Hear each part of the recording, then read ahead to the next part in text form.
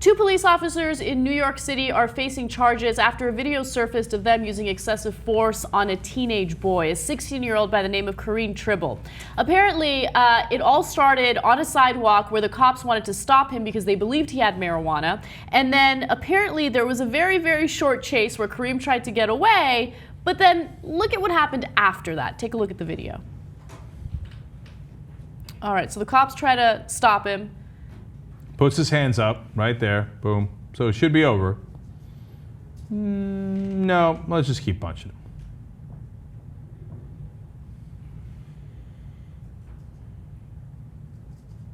All right, one more for good measure.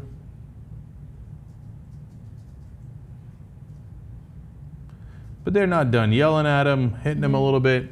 One of the guys used his gun as well to hit him. One of the cops did use his gun to hit the 16-year-old in his face. Okay, and as a result, according to reports, the officers broke some of Tribble's teeth and left him bruised and bloodied. Now, the officers are David Afanador and also Tyrane Isaac. And so what's great is finally, we have New York City police officers who are going to deal with criminal charges for their behavior. Let me tell you what those charges are. One of them is charged with second-degree assault, a felony, and a misdemeanor weapons offense. Isaac is charged with third-degree assault, a misdemeanor. Both officers have been charged with official misconduct, also a misdemeanor. Now, one of them has been suspended with no pay, which, doesn't usually happen. Usually they're suspended with pay, which is annoying. And then another one of them is not suspended, however, he is given a modified job. So I'm guessing desk duty or something similar to that. However, here's a really interesting thing. The last time city police officers were prosecuted for brutality was in 2008.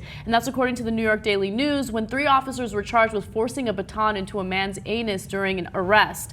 A jury acquitted the officers. It's amazing. Right? Like, what part of that is part of legal police procedure when you rape a guy, a suspect, with a plunger? Yeah. Okay.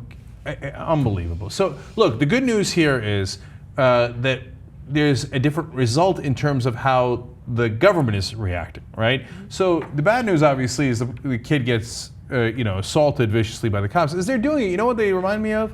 A gang. Yeah. It felt like gang members, like, beating somebody down, and they kept, like, threatening him, like, are you going to get up? Are you going to do anything? Let me hit you again. Come on. Give me an opportunity to hit you again. Yeah. And they didn't give him an opportunity, but they hit him again anyway, right? Yeah. But for a change, the government reacts by saying, hey, you know what?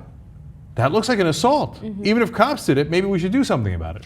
New day. I don't know about New Day in America, but at least New Day in New York City. I think that the surveillance that everyday Americans are doing on police officials and all of the exposure, the negative exposure that police officers have been getting in the last year has really led to government officials cracking down on this type of behavior. And look, they haven't cracked down enough. Don't get me wrong. This is just one instance, right? But attitudes are changing. They can't get away with this stuff anymore. When videos like that surface, I mean, how do you defend it? It's indefensible. Well, they find a way to do it oftentimes anyway. This is the beginning. Let's hope it continues. Yeah. But the other thing that this tells you is that elections matter.